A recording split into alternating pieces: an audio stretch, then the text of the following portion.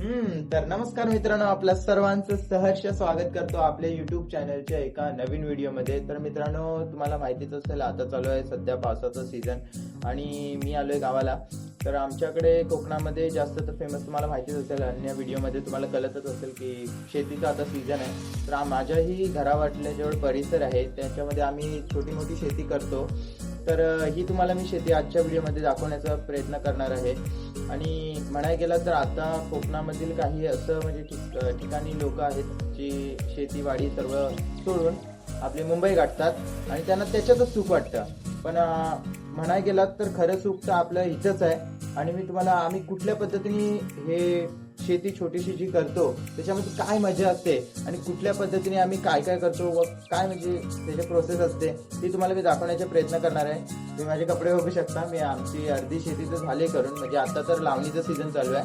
तर पेरणीचा तुम्ही व्हिडिओ बघितलाच असाल. तर त्या पद्धतीने आता लावणी केली जाते पेरणीच्या नंतर पावसाळ्यामध्ये. तर आता लावणीचा व्हिडिओ मी तुम्हाला दाखवण्याचा प्रयत्न करणार आहे. तर तुमचं जरा पण वेळ न घेता आपण आपल्या व्हिडिओला सुरुवात करूया.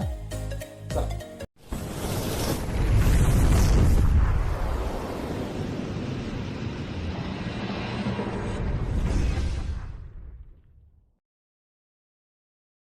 मित्रांनो, आता आपण सध्याला घरात आपण इंट्रो घेत होतो. आता इकडे या साईडला तुम्ही बघा, इथं आपण अर्धी आपली लावणी करून झाले, ह्या साईडला पण अर्धी केले. आता इकडे आपली म्हणजे काढण्याचं चालू आहे. जो पेरला जातो भात तर तो काढला जातो आहे. तुम्हाला दाखवतो. सर्वात प्रथम म्हणजे शेतीला आम्ही म्हणजे देव मानतो. तर त्यासाठी आम्ही चपला नाही त्याच्यामध्ये घालू, किती पण काटेकुटे काय बी लागू, पण आम्ही तिथे चप्पल घालून जात नाही. आणि बघा इथे आम्ही सर्व काढले. आता हे काढून नंतर अशा प्रकारे इथे नांगरून त्याच्यानंतर हे लावले जातील. आणि असं पण नाही कसं पण लावायचं, सर्वांना लाईनीतच लावावं लागतं, एक एक अंतर सोडून लावावं लागतं. आणि इथं आता बघू शकता माझी मम्मी आहे, ती कुठल्या पद्धतीने इथे भात काढत आहे. याला काय म्हणलं जातं मम्मी? आपल्या आव्हान, भाताचं आव्हान या पद्धतीने आता असं काढला जातो. नंतरला भाताचा रोप या अशा पद्धतीने बांधला जातो. आणि पाहू शकता अशा पद्धतीने बांधायचं आहे की तसा एकही जो पात आहे ती तुटली नाही गेली पाहिजे आणि ती सहजपणे सुटूही शकते. आणि इथे जो जास्त थोडा मोठा जो गवत येतो तोही काढून टाकायला लागतो, नाही तर पूर्ण शेती बरबाद करून टाकते ती. आणि ते माझे बाबा जे पिढ्यानपिढ्या आम्हाला सर्वांना शिकवतात आणि कसल्या पद्धतीने काय काय करायचं ते सांगतात. सर्वात प्रो तर हेच आहेत बोलायला गेलं तर. आणि माझे पप्पा त्यांच्या मागून. आणि तुम्ही बघू शकता ह्याच्यामध्ये आम्ही छोटे मोठे ह्यांना म्हणतात आमच्याकडे तवशे, पण आपल्याला ॲक्च्युलीमध्ये ह्याला काकडी म्हटली जाते.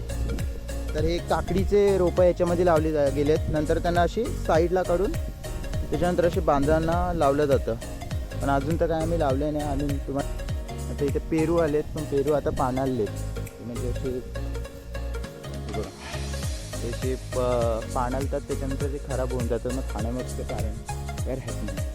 आणि हे लिंब अशी काही आहेत, हे आता पिकलं आहे. आणि आम्ही काय जास्त काढत नाही, जे खाली पडतं तेच आम्ही घेतो. तिकडे बघू शकते ते एक दोन पडलेत, मला दाखवण्याचा प्रयत्न करतो. हे बघा, हे असे पडलेत लिंब.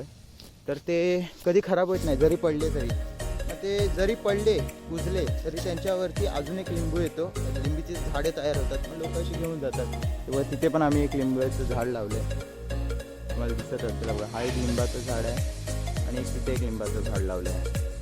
अशा प्रकारे आम्ही इकडे झाडे बिडे लावतो. आणि हेच मी तुम्हाला समजवण्याचा प्रयत्न करतो आहे.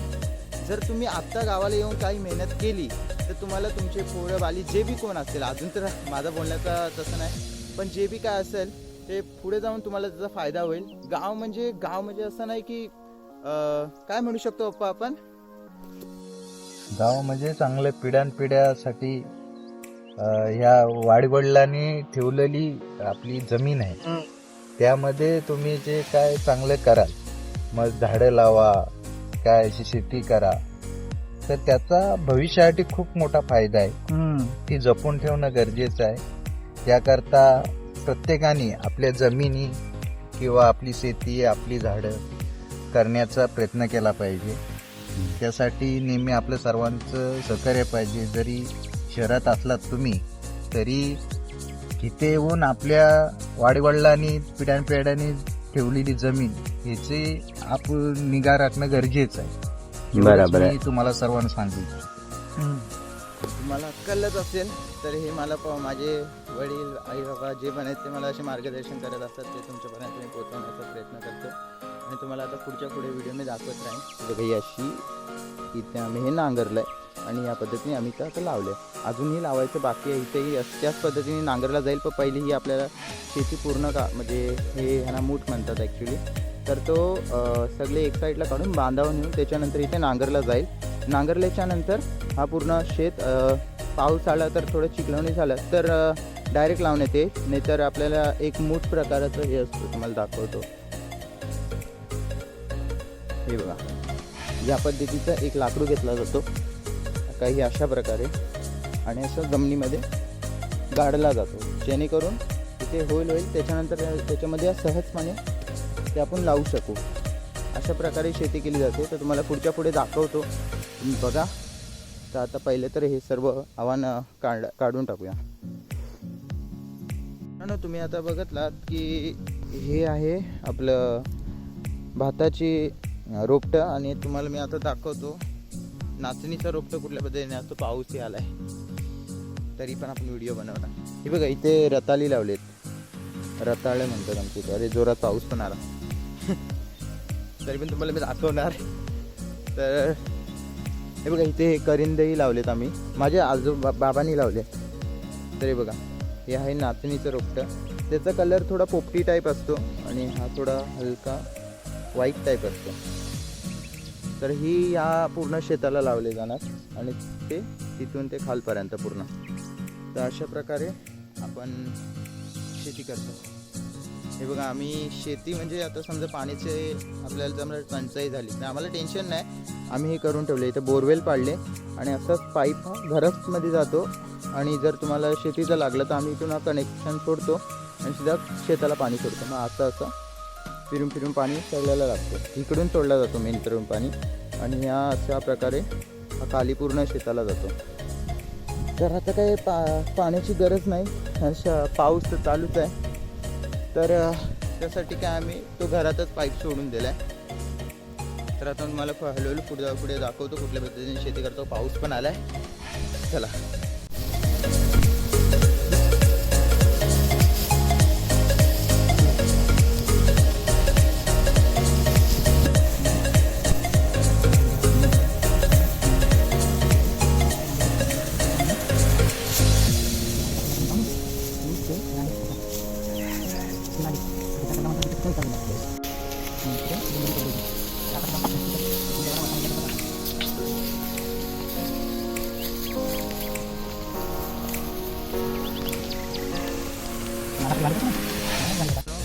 फायनली आता आपली भाताची रोपं सर्व काढून झालेत. तिथे आता ही सर्व रोपं आता म्हणजे जशी मूठ बनवले आपण त्याला ते बांधाच्या कडेकडेने ठेवले जातील. आता कारण ह्याचं कारण म्हणजे ठेवण्याचं कारण म्हणजे आता ही ती पूर्ण जागा मोकळी केली जाईल. पाऊससुद्धा आला. पहिले खोल्ड्या आणून देऊया.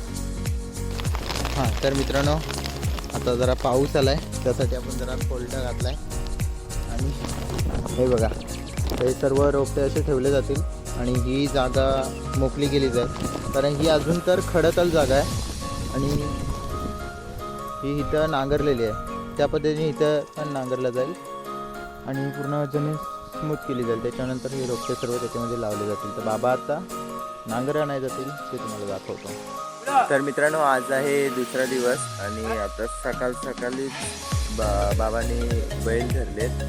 हे बघा बैल धरले इथे आता नांगराला.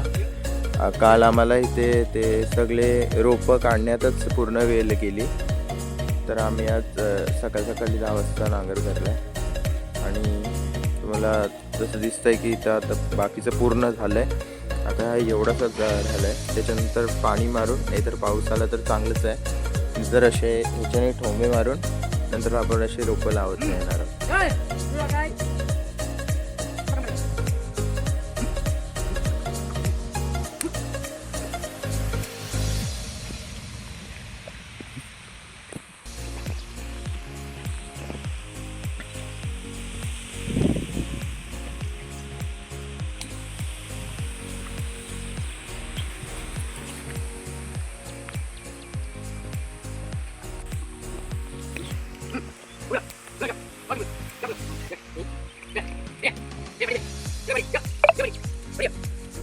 तर मित्रांनो इथं बाबा आता अर्धा नांगरून केले नाही आणि आता थोडा नाश्ता करतो आम्ही लोक. तर नाश्त्यामध्ये काय दिलं आहे तर मम्मीने हे घावणं आणि साखर दिले छानपैकी, तांदळाचं घावणे आहेत आणि बाबा पण तिकडे तेच खात आहेत.